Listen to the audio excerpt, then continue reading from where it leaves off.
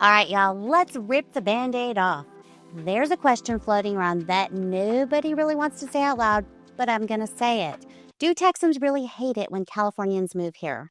It's the unspoken tension behind a lot of side eyes in the neighborhood, rants on Facebook, and awkward energy at city council meetings. Some people say it's about the traffic, some say it's about the politics, some just want to keep their Whataburger drive-through line short. Whatever the reason, the California to Texas migration has stirred the pot. And I mean stirred it like chili cook-off at the county fair. So today we're talking about it. What's actually driving the migration, why Texans are reacting the way they are, what's real versus what's internet drama, what Californians need to understand, and what it really means to live in Texas. And listen, if you're from Texas, California, or just nosy, stick around. Because the truth, it's not as simple as you think, but it's definitely worth talking about. Okay, let's start with the migration itself. Over the past few years, the number of Californians relocating to Texas has skyrocketed. We're talking like over 100,000 people per year. And it's not just one type of person. It's families, young professionals, retirees, business owners. And look, I don't blame them. Texas has a lot going for it. We have no state income tax. That's huge, especially for high earners and entrepreneurs. We have a lower cost of living. Even with rising prices, Texas is still a bargain compared to the California real estate market. We have more space. We have yards. We have garages. You can even breathe out here. And we are a business-friendly climate. We welcome startups, freelancers, and big corporations. Also, let's be honest, remote work has totally changed the game. Suddenly, people realized they didn't need to live in a $1.2 million two-bedroom in San Francisco when they could get a 5-bedroom house in Texas with a backyard, a grill, a pool, a 3-car driveway for their smoker. The move makes sense. And if you've made the move, I get it. But how is that going over with the locals? Let's see. Here's where it starts to get a little uncomfortable because no, Texans don't automatically hate Californians. The state has always been a great melting pot. We've got roots that run deep from Germany, Mexico, Africa, Vietnam, Ireland, and just about every corner of the world. Texas was built on diversity. It's not new people that are the issue. It's actually the speed and scale of the change. So what we're dealing with right now, it's not a melting pot anymore. It's more like a pressure cooker, and that pressure's building in a few key ways. So let's talk about it. First off, real estate. 5 years ago, that cute $250,000 home in Katy or Cypress was a starter home with a backyard, a driveway, and maybe even a decent oak tree out front. Today, that same home is pushing $475,000. If you can get it before 12 offers roll in, 6 of them all cash with buyers waiving every contingency known to man. That's not just frustrating, that's heartbreaking for our locals. Generational Texans who plan to buy near their parents, first-time home buyers who've been saving for years, our teachers, our firefighters, and service workers who used to comfortably afford homes in these communities, now they're being pushed out or priced out into oblivion. And yeah, folks notice when out-of-state buyers roll in with a massive down payment or all cash, overpaying just to win the deal. It changes the landscape and it changes it fast. Okay, let's talk roads. Traffic in places like Austin, Dallas, and Houston have gone from bad to chaotic. It used to be that rush hour meant a bit of congestion. Now it feels like a never-ending game of which lane is actually moving, mixed with a bit of Mario Kart and one guy in a BMW going 90 miles an hour like he's headed to a casting call. And yes, every city has traffic, but in Texas, where we've long valued space and freedom of movement, the sheer pace of growth is overwhelming our infrastructure, and it wasn't built for that kind of volume. People aren't mad that you're here. They're mad that they need 45 minutes and 3 podcasts to actually get across town. So this is where it's going to get personal. It's just not about money or roads. It's actually about identity. When longtime residents look around and don't recognize their own communities, it stings. That old barbecue joint that used to serve brisket on butcher paper, now it's a fusion smokehouse with quinoa sides.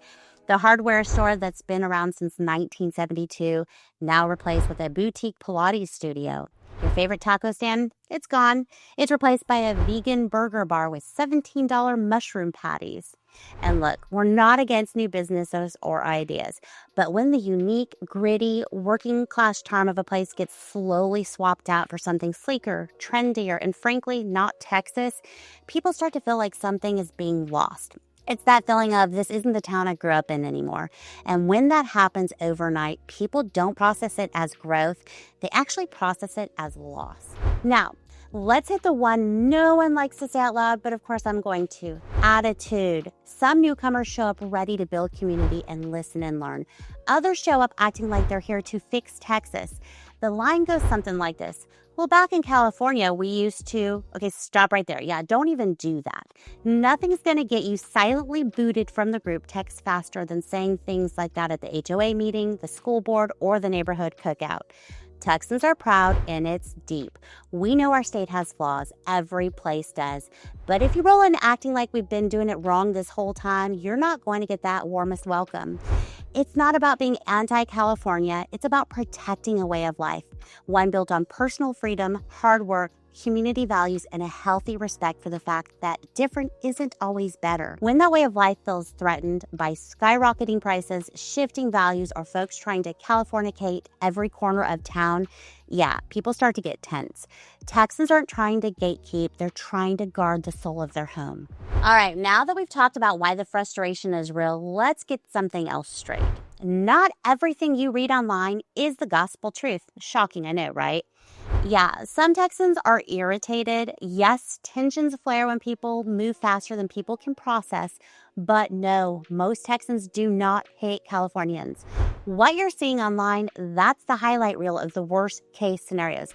Let's talk about the difference between what you see on your screen and what's actually happening in real life. So online, you're going to be seeing rages and memes. You're going to scroll through the neighborhood face group or dive into a Nextdoor and you think there's a war brewing. There's always somebody posting another Californian plate spotted at the HEB, oh Lord help us, or oh, just sold my house to some folks from LA, say goodbye to Texas. Then there's the classic meme, usually with a Gadsden flag in the background and a bold red text saying, don't California my Texas. Now, sure, those posts are loud. They get comments and reactions and shares, but are they actually representative of how most people feel? No, not even close. The people with the strongest opinions are usually the loudest, the most online, and sometimes the most uninformed. It's easy to talk tough when you're behind a keyboard, but step into the real world and offline, it's a lot more chill. Most Texans aren't side-eyeing you at the grocery store because you have a 415 area code. They're actually side-eyeing you because you're in the express lane with 26 items. Most of us don't care where you're from. We care about how you act. Are you respectful? Are you friendly? Do you wave when we pass on the street? Because we all do that. To understand that yes, ma'am, and no, sir aren't signs of weakness. They're how we were raised. I've had countless conversations where people say things like, I just hope the values stay the same around here. Or, it's not that I don't want people moving here. I just want them to care about the community like we do. Or, I hear this a lot, I'm scared my kids won't be able to afford to live in the same city they grew up in. That's not hate, that's truly concern. That's the natural reaction to rapid growth, rising costs, and a sense that your way of life is on the edge of disappearing.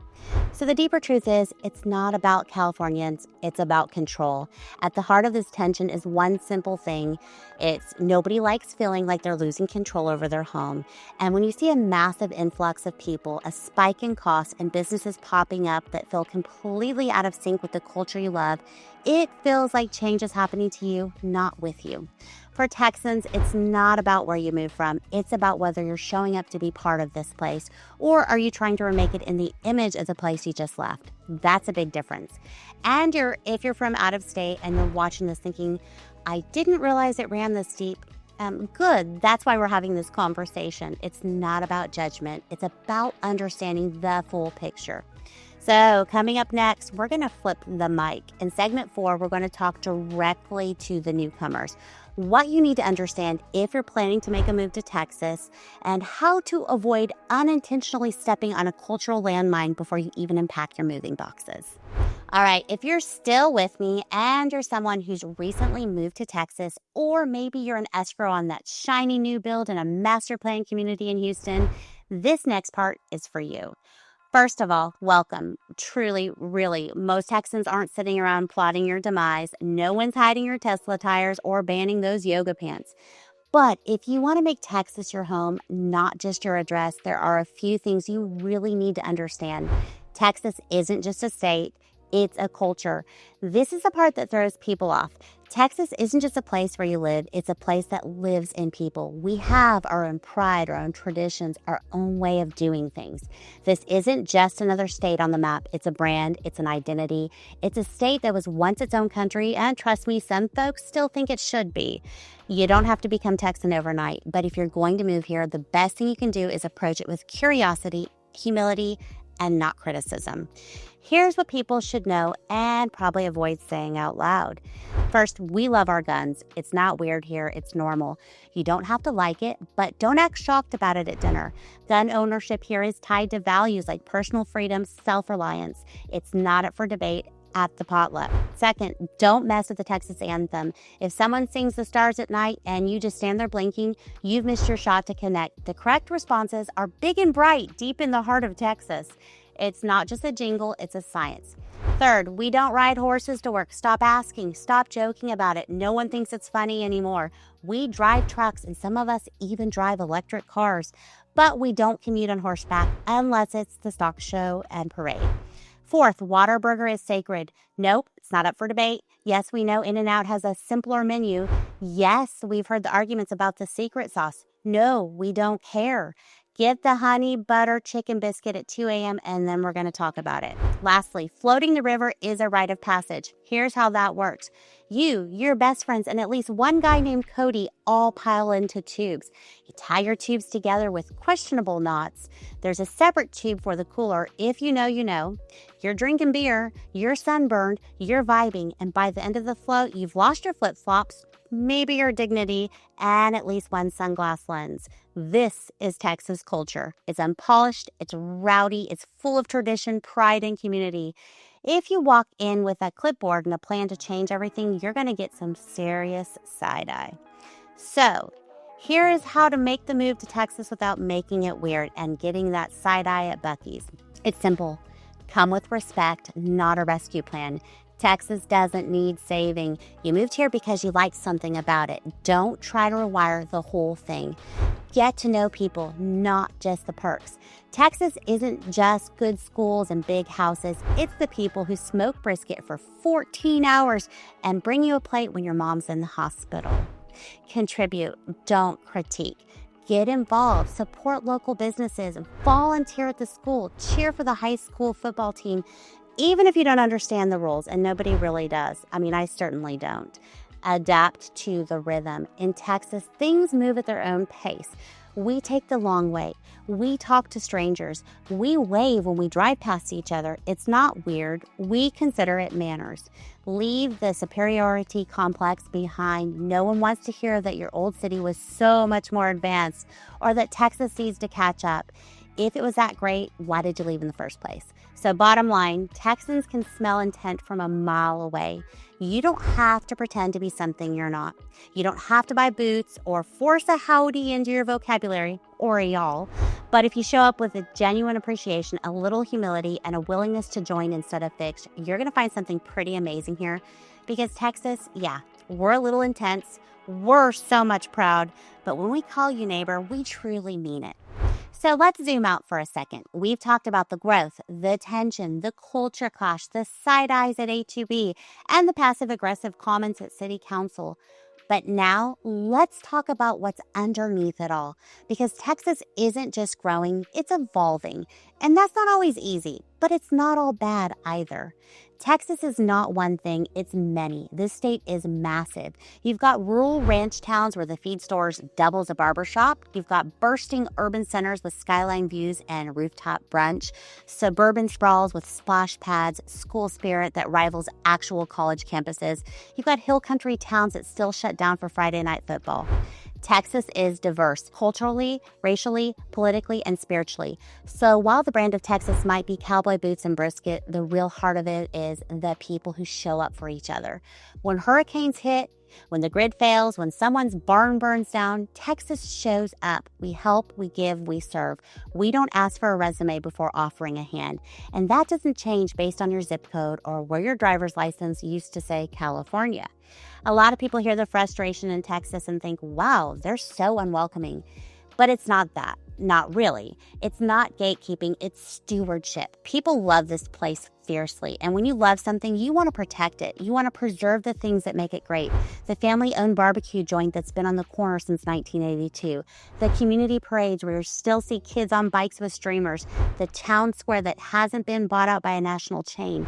People aren't angry because they hate change. They're worried because they love what's already here. And the truth, most Californians fall in love with Texas. Here's the irony. The majority of people who move here from California, they actually get it. Once they settle in and let the rhythm of Texas take hold, they start to understand why people here are so proud, why we say y'all, why Whataburger at 2 a.m. just hits different, why you float the river even though you know you're going to lose your sunglasses, why community still matters here, even in big cities. I've seen people move here and in 6 months, they're waving at neighbors, grilling ribs on Sundays, and arguing over high school mascots like they've been here since the Alamo. Texas has that effect on people because once you slow down, plug in, and give this place a real chance, it's hard not to love it. Are you ready to get back to your neighborhood? Do you care about the people around you? Will you protect what makes this place so special? If the answer is yes, then y'all, we've got room at the table for you. So just don't forget to bring the queso when you come.